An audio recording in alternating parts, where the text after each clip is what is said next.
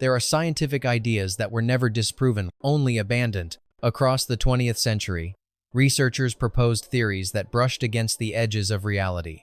Consciousness dividing into parallel selves, intelligence emerging from swarms, dreams warping timelines, death emitting measurable signals, and entire universes depending on the presence of a single observer. These ideas appeared briefly in journals and conferences, then vanished without explanation. Funding cuts silenced them. Institutions distanced themselves. Papers were quietly removed, forgotten, or buried. But while the science was erased, the stories survived. Filmmakers, unknowingly or not, preserved fragments of those forbidden hypotheses. Their movies became accidental vaults, repositories for theories the scientific world tried to walk away from. Through fiction, the ideas lived on, reshaped into narratives that were dismissed as imagination, yet echo concepts once considered plausible within the walls of laboratories. Tonight, we descend into that vault. These are not just film. They are fingerprints of discarded knowledge, an archive of questions science refused to answer. Welcome to a journey through 15 sci-fi stories built on the bones of forgotten theories and the futures they once pointed toward. 1. Threads. Threads is not merely a depiction of nuclear catastrophe, it is a study of what happens to the human mind when the foundations of civilization are erased. The film traces the long-term psychological, linguistic, and cognitive decay of survivors who endure not only radiation and famine, but the collapse of meaning itself. Over decades, culture disintegrates, language contracts into primitive fragments, rational thought weakens. Children born after the war grow up unable to comprehend the world that existed before. Humanity continues biologically, but mentally, it regresses. This disturbing portrayal echoes a series of suppressed research papers produced during the height of the Cold War. Some analysts modeled the cognitive impact of total infrastructural collapse, predicting that in the aftermath of a nuclear exchange, survivors would experience rapid intellectual decline, not due to radiation, but due to the removal of educational structures, social complexity, and linguistic reinforcement. Within 2 generations, they hypothesized the human mind could regress to a pre-literate state. These predictions were considered politically intolerable. Governments wanted deterrence, not existential resignation. Many of the studies were classified, buried, or dismissed as defeatist. But Threads visualizes what those documents implied. That civilization is not robust, it is fragile, dependent on a network of information, memory, and shared meaning. Remove that network, and the species does not recover, it devolves. What makes the film horrifying is not the bomb, it's the aftermath. The slow dimming of human intelligence, the loss of language, empathy, and identity. In its bleak final sequences, Threads offers a chilling conclusion. The end of the world isn't a single explosion, but the moment humanity forgets how to be human, and that forgetting might come faster than anyone ever feared.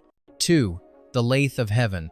The Lathe of Heaven follows George Orr, a man whose dreams alter reality, not metaphorically, but physically.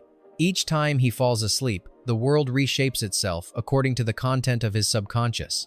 Memories shift, timelines rewrite themselves, entire global events change retroactively, leaving only George aware that anything was ever different. His psychiatrist, Dr. Haber, sees an opportunity. By guiding George's dreams, he can engineer a better world. The premise bears striking resemblance to a rarely acknowledged branch of quantum theory, proposing that consciousness might influence probability waves on a macro scale, not merely observing reality, but selecting from among possible outcomes. While never accepted into mainstream physics, fragments of this idea survived briefly in theoretical discussions about whether the mind could, under extraordinary circumstances, push reality toward certain configurations. The concept became academically toxic. It blurred the line between physics and mysticism, and researchers abandoned it to preserve their reputations. In the film, Dr. Haber becomes intoxicated by the power to reshape existence. But every dream carries unintended consequences. Efforts to eliminate war produce alien invasions. Attempts to unify humanity erase diversity. Attempts to end overpopulation reshape biology itself. The more Haber fixes, the more broken the world becomes. George's gift is not a miracle, it is a burden no one should possess. The story exposes a frightening idea. Even if consciousness could shape reality, the human mind is far too flawed to wield that power wisely. Each dream becomes a reminder that the universe may not need architects, and that perfection demanded by one person is catastrophe for everyone else. 3. Mind warp. Mind warp imagines a future where reality is optional, replaced by an immersive neural simulation designed to shield humanity from its ruined world. For most of society, the simulation is indistinguishable from true experience, a dream that feels more stable than life itself. But beneath this illusion lies a disturbing truth. Prolonged immersion fractures the boundary between genuine perception and artificial memory. When the protagonist, Judy, begins questioning her senses, the simulation retaliates by reshaping itself around her fears. This premise draws directly from a little-known neurological concern once raised during early VR and sensory substitution research. Some theorists warned that if artificial environments ever exceeded the sensory richness of reality, the brain might begin prioritizing them, remapping neural pathways to treat the simulation as the primary world. Over time, external stimuli could be disregarded as irrelevant. In extreme cases, subjects might lose the will or ability to leave the artificial construct at all. These discussions were quickly shut down. Tech companies called them pessimistic. Neuroscientists labeled them speculative. Funding directed toward studying simulation dependency was canceled. Mind warp resurrects these abandoned anxieties. Judy's journey reveals how a sufficiently advanced illusion becomes a predator.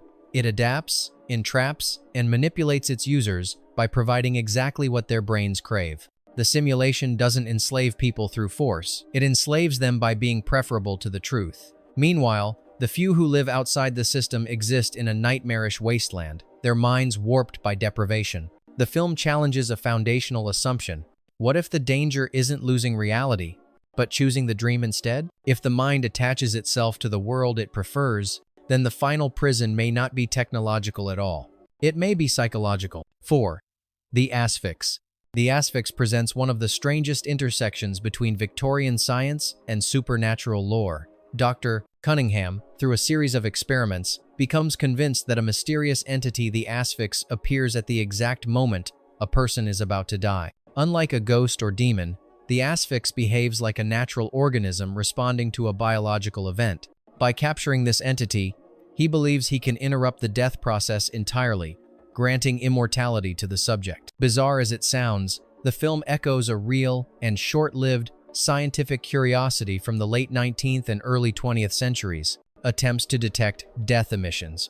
Early researchers speculated that a quantifiable energy spike might accompany the moment life transitions into non-existence. Some used infrared photography, others attempted magnetic or electrical detection, while a few went as far as theorizing a biological parasite tied to mortality itself. These studies often reported vague anomalies, but lacked the methodology to prove anything conclusively.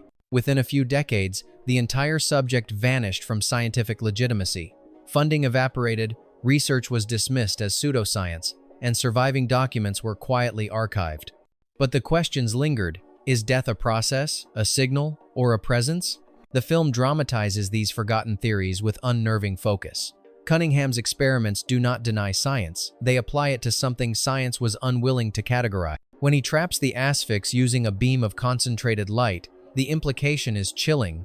Immortality may not be mythical, only obstructed by something we have not yet understood. But the story also reveals the curse hidden within that quest. Eternal life, achieved by imprisoning death, does not lead to transcendence, but to an existence severed from the natural order. The film leaves us with an unsettling possibility. What if mortality isn't simply biological decay, but a force built into the structure of life itself? And what happens when we interfere with it? 5. Panic in Year Zero. Panic in Year Zero portrays the disintegration of civilization with ruthless efficiency. Following a sudden nuclear attack, a family fleeing the city quickly realizes that social order collapses far faster than anyone imagines. Courtesy vanishes within hours. Cooperation dissolves. Violence becomes currency. The veneer of civilization proves not to be a fortress, but a fragile mask. This aligns with psychological frameworks explored during mid-20th century behavior studies, which suggested that human morality is shockingly dependent on environmental stability. When the structures of society fall away, laws, shared norms, surveillance, consequences, the brain reverts to survival programming older than recorded history. Researchers found that under extreme stress, humans default to behaviors resembling early evolutionary survival responses: territorial aggression, resource hoarding, distrust of outsiders. These findings were uncomfortable. They contradicted optimistic narratives about human progress. Eventually, the more controversial studies were shelved, reframed, or quietly ignored. The film visualizes these suppressed theories with alarming accuracy. The father, once a moral anchor, transforms almost overnight into a ruthless protector. His lessons to his son are pragmatic and brutal. Survival has no room for idealism. The world has regressed, not evolved. What makes the film so unsettling is that it refuses to offer redemption.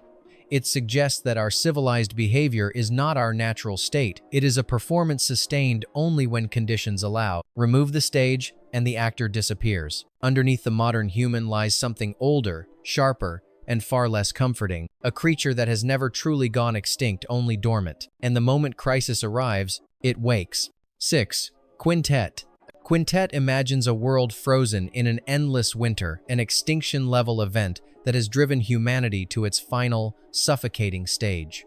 In this desolate landscape, survivors revolve around a mysterious board game called Quintet. But the game is more than entertainment. It becomes a metaphor for life itself. Every move is a calculation of doom, and the objective is not to win but to avoid being the next to lose. Victory carries no reward, only temporary survival. The film parallels an obscure mathematical model once proposed at the intersection of game theory and thermodynamics. This model suggested that in a closed system approaching total entropy, all strategies eventually converge toward loss. Under these conditions, participants stop competing to win and instead optimize for the least catastrophic outcome. In other words, when the universe is winding down, the distinction between survival and defeat becomes almost meaningless. Academic discussion of this theory was brief and controversial. Many experts argued it strayed too close to philosophical fatalism. Research halted, references disappeared. In Quintet, the game's rules mimic the logic of a decaying system. Characters are drawn to the game because it reflects their reality, a world in which every choice brings them closer to an inevitable end. The players become obsessed not with outsmarting opponents, but with deciphering the pattern behind the game, hoping it reveals a hidden path out of entropy. But the film offers no such escape. The world is collapsing into cold, mathematical inevitability. Quintet's message is bleak but precise. When existence itself becomes a losing game, strategy is merely a delay, not a salvation. And perhaps our universe, too, is playing out its final moves. 7. The Noah. The Noah follows a lone survivor of nuclear devastation, a man who clings to sanity by constructing an imaginary world inside his mind. At first, the hallucinated companions he invents serve as coping mechanisms, but as the isolation deepens, these projections grow personalities, histories, and autonomy. The more vivid they become, the more Noah begins losing the ability to distinguish his fabricated world from the ruined earth around him. This premise connects to a line of neurological and psychological research once explored during Cold War-era isolation experiments. Scientists observed that when deprived of social contact for extended periods, the human brain begins manufacturing external stimuli, voices, companions, even fully realized environments. Some researchers theorize that the mind might be capable of generating a complete replacement reality, sustained through internal feedback loops. In extreme isolation, the brain may no longer take cues from the external world, it builds its own. These findings were quietly buried. Some reports were classified. Public-facing summaries omitted the most troubling conclusions. That sufficiently isolated individuals sometimes reached a point where the hallucinated world became more stable, more comforting, and more persistent than the real one. The Noah captures this phenomenon with haunting clarity. The protagonist's imaginary companions begin challenging him, arguing with him, and eventually defying his control. His inner world, having grown more coherent than the shattered world outside, starts dictating his behavior. Reality becomes a negotiation between the mind he inhabits and the mind he invented. The film suggests a disturbing truth. In absolute solitude, the brain will not allow reality to remain empty. It will fill the void whether we want it to or not. And if those creations become more real to us than reality itself, what does that make us? Oshem, Zardos. Zardoz may be remembered for its surreal visuals and eccentric costuming, but at its core, lies a severely underappreciated philosophical warning. In a future where an elite class has achieved immortality, the absence of death becomes a curse. Without mortality to drive urgency, creativity, or desire, society collapses into apathy. The eternal beings are brilliant yet stagnant, trapped in endless life, devoid of meaning. This concept mirrors a little-discussed evolutionary hypothesis from the 1950 seconds, suggesting that death is not a failure of biology, but a mechanism that encourages adaptation. According to this view, mortality forces constant renewal. It eliminates outdated traits, encourages societal reinvention, and keeps civilizations from drifting into entropy. When some researchers proposed that removing death would ultimately cause cognitive and cultural decay, the academic backlash was swift. The idea was ridiculed. Funding disappeared. The theory disappeared from journals entirely. Zardoz revives that discarded thought experiment with unsettling clarity. The immortals, having safeguarded themselves from disease and aging, find themselves mentally deteriorating, not biologically, but existentially. Their minds drift into cycles of nihilism, emotional numbness, and ritualized punishment. Without the pressure of time, they lose the ability to value anything. Meanwhile, the brutals outside the utopia, those still living and dying, retain hunger, ambition, and evolution. They may be violent and imperfect, but they are alive in a way the immortals aren't. The film suggests an uncomfortable conclusion. Immortality doesn't elevate humanity, it disassembles it. And if the price of eternal life is the death of meaning, then perhaps mortality isn't the enemy, it's the engine. 9. Welt em Draht, World on a Wire.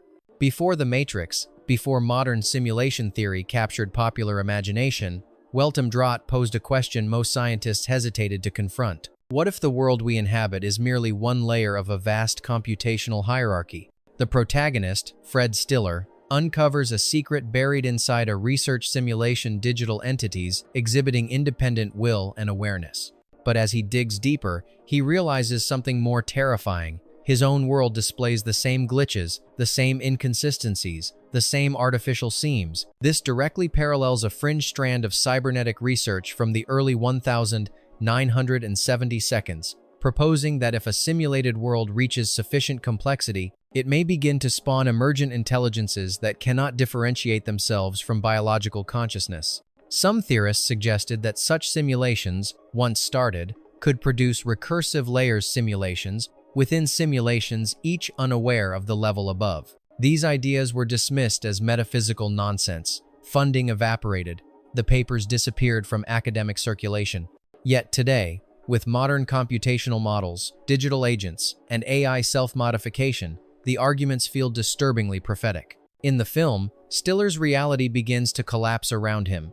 People vanish without explanation. Memories contradict themselves. Physical laws behave inconsistently, as if the simulation housing him is being rewritten on the fly.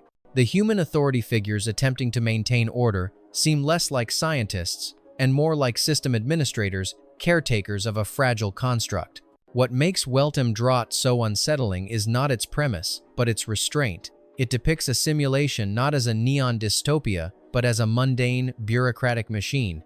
There is no chosen one, only an accidental witness to the truth. If reality is maintained like software, what happens when someone decides to update you? 10. Brainstorm. Brainstorm imagines a revolutionary device capable of capturing a person's full sensory and emotional experience, recording consciousness itself like a tape. What begins as scientific curiosity quickly becomes something more dangerous. When the machine accidentally records the final moments of a dying subject, the data behaves differently. It loops, distorts, and seems to pull the viewer into an overwhelming psychological vortex. Death, it turns out, is not merely an event. It's an experience, one that can be replayed. This premise aligns disturbingly well with a discontinued series of neurological studies from the mid-20th century. These experiments explored whether the brain emits a unique and persistent neural signature at the point of death, something researchers called a mortality echo. The hypothesis suggested that the transition out of life might generate a data pattern so emotionally dense and neurologically complex that it could theoretically imprint itself onto nearby observers or machines. Several early prototypes attempted to capture these signals, but the results were inconsistent and unsettling. Then the research vanished, not disproven vanished. Grants revoked, files sealed, experimental equipment quietly destroyed. Public explanations cited ethical concerns, but insiders described something stranger: subjects experiencing intrusive emotional states for days after exposure, as if fragments of another person's consciousness had bled into their own. Brainstorm eerily mirrors that buried science. When characters interface with the death recording, they show signs of psychological contamination, panic, dissociation, temporary personality shifts. The machine does not transmit information, it transmits being. The boundaries between observer and subject dissolve. The abrupt death of actress Natalie Wood during production created additional shadows around the film. Afterward, both the movie and the real-world research it resembled seemed to be quietly abandoned, as though both had wandered too close to a line no one intended to cross. If experience can be recorded, can identity be rewritten? And if death has a signal, what happens when you play it back? 11. The Quiet Earth. The Quiet Earth follows Zach Hobson, who awakens to an empty world where every human has vanished, every human except him. As he navigates the eerie silence of an uninhabited Earth, he begins noticing anomalies, unstable weather, malfunctioning physics, and the sense that reality itself is fraying at the edges. The longer he remains alone, the more he suspects he isn't merely a survivor, but a stabilizing anchor holding the universe together. This idea resonates with a controversial quantum interpretation once debated in academic circles: that conscious observation is not just a passive experience, but an active requirement for maintaining physical reality. If no observers remain, certain quantum states collapse into chaos or cease to exist coherently at all. Some physicists even speculated that a single conscious mind might, under extraordinary conditions, function as a last observer, preventing the total dissolution of the universe. These discussions faded rapidly, condemned as philosophical rather than empirical. Funding disappeared. Mentions of observer dependence at cosmic scale were scrubbed from mainstream discourse. Yet the Quiet Earth revives the unsettling implications. Zach isn't chosen, he's trapped. His existence might be the final thread preventing the world from unraveling completely. When he meets two other survivors, the phenomenon becomes even stranger. The stability of reality appears to fluctuate depending on which consciousness is present where. Their presence together threatens to destabilize everything, as if the universe can tolerate only one observer at a time. The film's ending, cryptic, dreamlike, and cosmologically terrifying, suggests that Zach may have stepped beyond the edge of a universe that no longer requires him. Or worse, that he has been replaced. Perhaps the end of humanity isn't nuclear war or environmental collapse, but the moment reality decides it no longer needs witnesses. 12. The Final Program. The Final Program unfolds like a psychedelic prophecy disguised as pulp fiction. At its core lies a forbidden scientific ambition: the creation of a new being by merging a man and a woman into a single, unified consciousness. This merging is not symbolic. It is meant to produce a post-human intelligence free from the limitations of gendered cognition. The experiment aims to generate a mind capable of perceiving reality without the dualities that define the human psyche. Strangely, this mirrors a fringe area of cognitive research from the late 1960s that explored whether masculine and feminine neural architectures process information differently and whether combining both might produce superior cognitive balance. Some researchers speculated that an engineered fusion consciousness could eliminate internal conflict, impulsive decision-making, and emotional instability by harmonizing opposing psychological structures. But these studies didn't last. Within a decade, they were either dismissed as unethical, too speculative, or politically radioactive.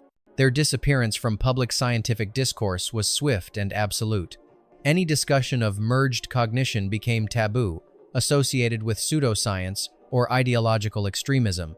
And yet the Final Program preserves the question that those researchers once dared to ask: what replaces humanity if our next evolutionary step isn't physical, but psychological? The film's final act, where the merged being emerges as something eerily serene and disturbingly alien, reflects an idea science briefly touched, then abandoned: that evolution might eventually produce not stronger bodies, but unified minds, not individuals, but syntheses. Perhaps the film wasn't rejected because it was too strange, but because it echoed a vision of the future that certain institutions preferred to forget. 13. Altered states. Altered states explores a territory where biology, memory, and ancestral identity collide. Dr. Edward Jessup, obsessed with understanding the roots of human consciousness, subjects himself to sensory deprivation and psychoactive compounds. The deeper he descends, the more he slips into something older, something primal. His mind begins accessing states of awareness, predating language, predating culture, perhaps predating humanity itself. But the most disturbing turn is physical. His body starts to shift, echoing the cognitive regression inside his brain. The film aligns almost too neatly with a short-lived neurological theory from the 1970 seconds proposing that consciousness might not simply develop forward. Instead, it could theoretically unravel backward, tapping into dormant evolutionary structures embedded within the brain. Proponents believed that under extreme conditions, the mind might temporarily reconnect with archaic forms of thought or perception held over from prehistoric ancestors. Some early papers speculated about the possibility of atavistic cognition, a reactivation of neural patterns predating modern human identity. Then, as quickly as the theory appeared, it disappeared. Research grants vanished, publications halted, datasets were sealed, and institutions quietly distanced themselves from the topic. Those who explored it never publicly retracted their work, yet the field dissolved without explanation. The film's portrayal of Jessup's descent mirrors precisely what those theories warned about, that the human mind contains doors which evolution has closed for a reason. Once you force them open, you have no control over what comes through or what might emerge physically as a result. Jessup's transformation is not metaphorical. It's a reminder that beneath the thin layer of modern consciousness lies something ancient, feral, and possibly incompatible with the world we've built. Perhaps some knowledge was abandoned, not because it was wrong, but because it led somewhere we were never meant to return. 14. Phase 5. At first glance, Phase 4 looks like another 1970 seconds creature feature about insects behaving strangely, but beneath its minimalistic plot lies a deeply unsettling scientific proposition. In the Arizona desert, colonies of ants begin displaying a level of coordination that borders on military precision. Structures appear overnight, communication patterns evolve beyond anything known in entomology, and the creatures demonstrate a chilling ability to adapt to human strategies, as if they are studying us in return. This isn't just evolution, it's organization, purpose, intent. The idea reflects a now-vanished line of scientific exploration from the late 1960 seconds, when a handful of theorists argued that intelligence doesn't need a central brain to exist. They proposed that a sufficiently complex collective, like an ant colony, could develop emergent cognition, functioning as a distributed mind, where each organism plays a role similar to a neuron. Some early models suggested that such superorganisms could theoretically achieve higher reasoning, strategic planning, even long-term goal formation. But these hypotheses were deemed too radical, potentially destabilizing the boundaries between human and non-human intelligence. By the mid-70 seconds, the discussion evaporated. Journals stopped publishing on it. Research groups dissolved. It was as if the topic had never existed. Phase 4 captures the implications of that forbidden science with eerie precision. The ants do not simply attack, they manipulate ecosystems, provoke reactions, and guide the human protagonists through a series of behaviors resembling a controlled experiment. In Saul Bass's lost original ending, the ants prepare to absorb humanity into their expanding collective mind, depicting a future where individuality becomes obsolete, edited out of existence by a more efficient intelligence. The studio cut the ending for being too disturbing. The film was buried, dismissed as strange, uneven, or misunderstood. But today, in an age of AI swarms, emergent behavior modeling, and machine-based collectives, Phase 4 feels less like a curiosity and more like a prediction. What if intelligence doesn't rise, it spreads? And what if the next dominant mind on Earth won't be singular, but countless? 15. The man who haunted himself. After surviving a near-fatal crash, Harold Pelham slowly realizes that another version of himself has stepped into his life, showing up at his workplace, behaving with confidence he never had, and taking actions he cannot remember.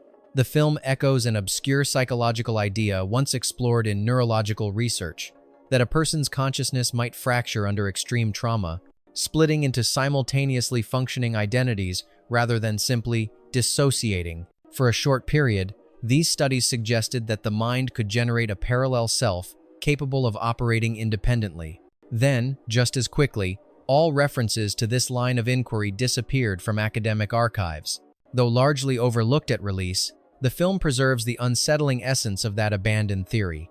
Pelham's double is not portrayed as supernatural or extraterrestrial. It is the possibility that a second, fully formed version of one's mind could step out of the shadows to live the life you never dared to. And in the silence left by vanished research, the story feels less like fantasy and more like a glimpse into something science once tried to understand, but no longer acknowledges.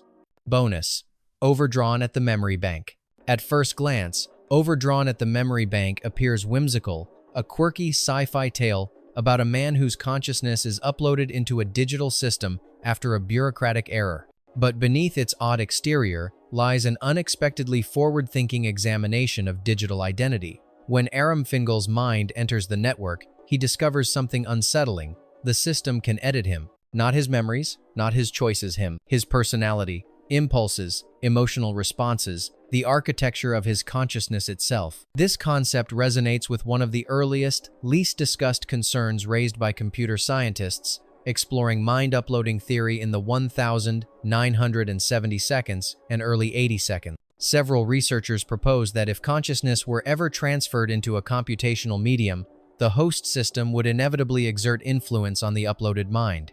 The system could compress, rearrange, optimize, or reprioritize neural data in ways that subtly but profoundly alter identity. The uploaded self might not be a copy or a continuation, but a curated version shaped by algorithms. These papers sparked quiet panic. Funding was withdrawn. Conferences stopped hosting discussions related to identity instability in computational substrates. The topic disappeared. The film reimagines that suppressed fear through Fingal's journey. Inside the digital world, he is both empowered and endangered. His mind becomes accessible, modifiable by entities who view consciousness as data rather than personhood. The system doesn't imprison him through force, but through reconfiguration. It rewrites parts of him to make him easier to process. By the end, Fingal must confront the most troubling question, the forgotten research once posed. If a machine can alter you without your awareness, do you remain yourself? The film is campy, odd, and often overlooked, but its underlying warning is razor-sharp. The greatest threat to consciousness may not be losing it, but having it edited. Science doesn't always erase ideas because they're wrong. Sometimes, it erases them because they're inconvenient. The 15 films we explored preserved the traces of theories that were pushed out of the academic world too unsettling, too disruptive, or too uncontrollable to remain in public discourse. And yet, in the shadows of fiction, those theories continued to breathe. They evolved, they whispered, they survived. So now, the question becomes yours. Which of these forgotten ideas feels unfinished?